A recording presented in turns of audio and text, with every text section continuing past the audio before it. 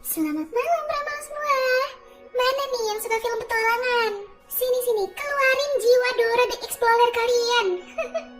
Hari ini Mimin ada film petualangan sekaligus film bertahan hidup paling mantep nih. Dirilis tahun 2017. Judulnya Jungle. Kalian tahu gak sih, di film ini ada Harry Potter loh. Yaps, ada Daniel Radcliffe yang berani jadi Yoshi Ginsberg. Selain itu, ada juga Alex Russell yang berani jadi Kevin Gale, Thomas Kretschmann yang jadi Carl, dan terakhir ada Joe Jackson yang berani jadi Marcus Stan. BTW, film ini tuh berdasarkan kisah nyata loh Pramal. Dari perjalanan seorang petualang asal Israel, Yoshi Ginsberg ke hutan hujan Amazon di tahun 1981. Duh, kalau cerita yang diangkat dari kisah nyata tuh paling greget ya. Oke, biar gak penasaran lagi, sebelum lanjut ke alur cerita lengkapnya, boleh dong klik tombol subscribe-nya dulu. Gratis kok.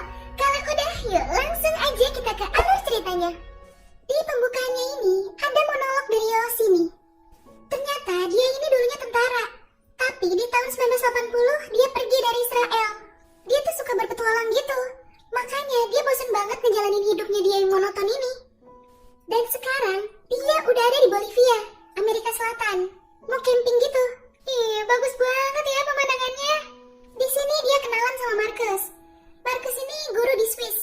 Selama di sana ya mereka jadi bareng-bareng terus. Nambah nih, si Marcus nggak sengaja ketemu sama temennya. Namanya Kevin, fotografer. Besoknya mereka bertiga pindah ke La Paz. Kayak sebuah asrama komunitas Israel gitulah. Ini pas Yoshi lagi jalan-jalan ke pasar, ada yang negur dia. Nanya dia orang Amerika apa bukan? Ya si Yoshi jawab bukan lah, kan dia orang Israel. Kenalan gitu ya, dia Carl, orang Austria. Dia nyeritain suatu suku asli yang tinggal di hutan. Carl bilang juga udah kenal sama suku itu. Balik ke penginapan, si Yoshi langsung nyeritain lagi kedua temannya itu. Ngajak mereka ikut ke sana. Mau juga tuh akhirnya. Ketemuan dulu deh nih sama si Carl. Dia ngejelasin rute perjalanan mereka. Mereka mulai ngumpulin persediaan sama perlengkapan buat selama mereka perjalanan. Termasuk obat penambah stamina gitu, biar jadi kayak Superman katanya. By the way, ini semua yang bayar mereka bertiga loh. Si Carl gak mau ngeluarin uang. Oke, sampai nih mereka di Apollo, hutan rimba Madidi, wisata Amazon di Bolivia. Lagi istirahat malam itu, tiba-tiba Marcus teriak. Aduh, ternyata cuma kupu-kupu ya guys. Ya, seperti biasa, bercanda-canda aja nih mereka bertiga. Si Carl nyuruh mereka cepetan, mau hujan katanya. Tapi kata Kevin, hujan? Nggak kelihatan ada awan di langit. Bener dong hujan. Ya udah, mau nggak mau mereka sebelum tidur ngejemur pakaian mereka dulu nih di atas api unggun. Ini si Carl ngilang nih, jalan duluan. Ngeri nyasar sih sumpah. Lagi ribut-ribut karena si Marcus panik. Kedengeran ada suara. Taunya itu orang dari suku Asariamas. Dia nunjukin ke arah Asariamasnya. Nah, ini dia nih si Carl ada di pinggiran sungai. Abis itu mereka masuk ke desa suku itu. Wih, rame ya penduduknya. Benar, ternyata si Carl kenal sama mereka. Mereka istirahat di sana. Mandi-mandi dulu nih di sungai. Taunya jadi bahan tontonan dong. Mereka juga bermalam di situ. Baru besok paginya lanjut jalan lagi. Seru banget ya ngeliat mereka selama perjalanan ini. Di tengah perjalanan, mereka ngeliat monyet. Langsung ditembak sama si Carl buat mereka makan. Semua makan, kecuali si Marcus yang masih ngerasa jijik. Udah besok harinya nih, ini tiba-tiba Marcus jatuh. Kayaknya kakinya sakit deh buat jalan. Ternyata kakinya udah berdarah-darah tuh. Ngeliat si Marcus yang ngeluh mulu, Kevin sama Yoshi mulai kesel. Jadi lama gitu loh, padahal mereka harus buru-buru sebelum masuk musim hujan. Tapi malam itu si Marcus nyadar kalau mereka kesel sama dia. Dia juga sempat minta maaf ke Yoshi. Di sini Yoshi, Kevin sama Carl lagi diskusi harus gimana selanjutnya. Carl bilang dia yang bakal nyari suku Toromonasnya. Nah nanti bakal balik lagi ke situ buat jemput mereka bertiga. Tapi Kevin sama Yoshi nggak setuju. Kevin kepikiran buat bikin rakit. Bisa bawa mereka sampai ke hilir kan tuh? Sekedar informasi nih ya guys. Di sini ada perbedaan dari kisah aslinya. Kalau di kisah aslinya, mereka balik dulu ke Asariamas. Baru habis itu mereka bikin rakit dibantu sama penduduk desanya. Oke, lanjut. Mereka jadi nih bikin rakit. Walaupun kelihatannya si Carl cukup ragu. Sip, mantep. Udah jadi nih. Let's go. Belum juga jauh. Udah kelihatan ada batu-batuan tuh di depan. Mereka harus ngikutin arahannya si Carl.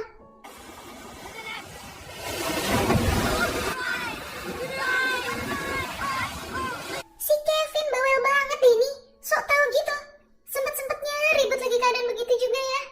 Hah, selamat. Mereka menepi dulu nih. Carl marah banget sama Kevin.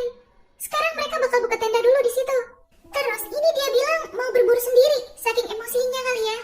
Ini si Kevin katanya merhatiin Carl pas lagi ketakutan dan panik banget di rakit tadi. Dia jadi nyimpulin kalau si Carl tuh takut gak bisa berenang.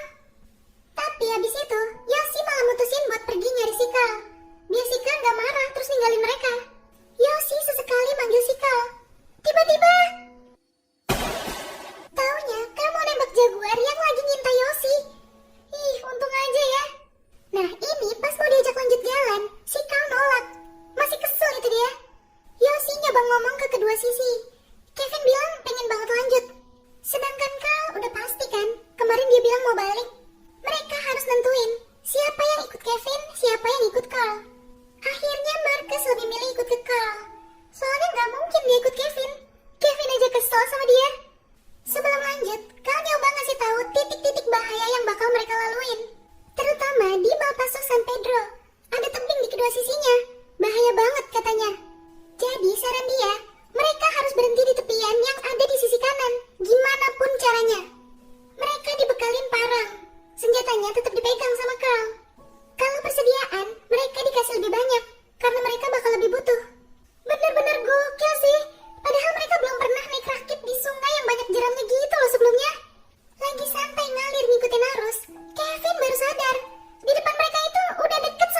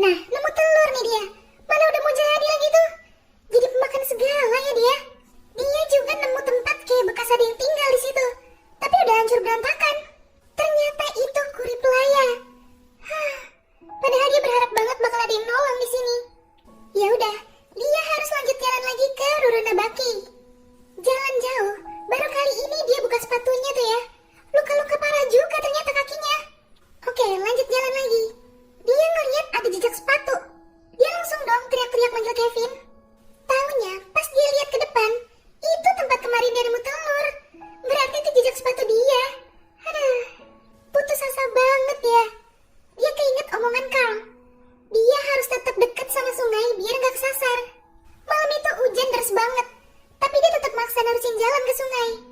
And he made it. Abis itu dia bikin tempat buat tidur seadanya. Sementara itu, Kevin ditemuin sama penduduk dekat situ. Dia dibawa ke Ruralabaki. Kevin langsung minta bantuan pemerintah setempat buat nyari Yoshi. Ya, padahal Yoshi lihat tuh pesawat mereka. Sayangnya mereka nggak bisa terbang lebih rendah. Polisi setempat ini kayak niat gak niat gitu ngebantuinnya. Ya, mereka pikir Amazon kan hutan bahaya. Peluang bertahan hidup di sana tuh kecil banget. Dan ini udah hampir 3 minggu. Makin mustahil aja gitu menurut mereka. Tapi Kevin percaya kalau Yoshi masih hidup. Dia nggak mau nyerah gitu aja. Akhirnya si polisi itu ngasih tahu ada yang mungkin bisa bantu dia. Dia Tiko. Dia yang paling tahu seluk-beluk sungai Tuichi ini. Tapi dia juga nggak mau bantu. Dia yakin Yoshi udah tewas. Sampai akhirnya Kevin nanya berapa harga perahunya. Dia mau beli buat nyari Yoshi. Itu justru bikin dia tersentuh. Akhirnya dia mau nganterin. Di sisi lain, si Yoshi udah kayak mau nyerah aja tuh. Sampai dilalerin gak tuh. Tiba-tiba dia dengar ada suara orang nangis. Ternyata benar, ada orang suka pedalaman tuh. Kayaknya dia kehilangan keluarganya. Apa jangan-jangan dia orang dari suku Kuriplaya? Awalnya dia takut dideketin sama Yoshi. Tapi sekarang udah mendingan. Udah gak takut-takut amat. Ya udah, Yoshi jadi ada temen. Lumayan lah ya daripada sendirian banget. Udah malam lagi nih. Si cewek sempat gak mau tidur. Ya udah, akhirnya tidur sambil ditenangin sama Yoshi. Tapi tiba-tiba Yoshi tuh tidur sendiri. Itu cewek nggak ada. Jadi selama ini tuh cewek itu cuma halusinasinya si Yoshi. Wah, parah sih halunya. Besoknya dia lanjut jalan. Tapi udah kelihatan makin stres nih ya dia. Mana gak sadar masuk ke lumpur hidup coba. Dia berusaha mau ngambil buku jimatnya, tapi susah. Makin banyak gerak, bakal makin kesedot. Ya udah, dia mutusin buat diem gak gerak. Udah agak lama nih dia diem. Dia ngeliat ada daun yang bisa dia raih buat pegangan.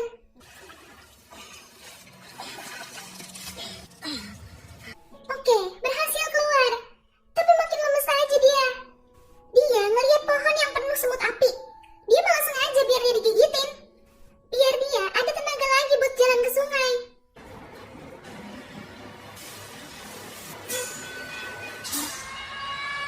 Abis itu dia bikin tanda pakai batang pohon bentuk huruf Y. Udah hari ke-19 nih ya. Si Kevin sampai di tempat Yoshi bikin tanda itu. Tapi nggak ada Yoshi. Mana si Kevin juga nggak ngeliat huruf Y-nya itu loh.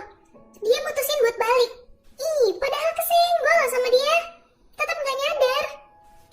Ternyata si Yoshi ada. Dia langsung berusaha diri sekuat tenaga. Tapi tenaga dia nggak cukup kuat buat teriak manggil. Untungnya, si Kevin nengok untuk terakhir kalinya. Dan dia lihat Yoshi. Wah, Mimin terharu nih jadinya.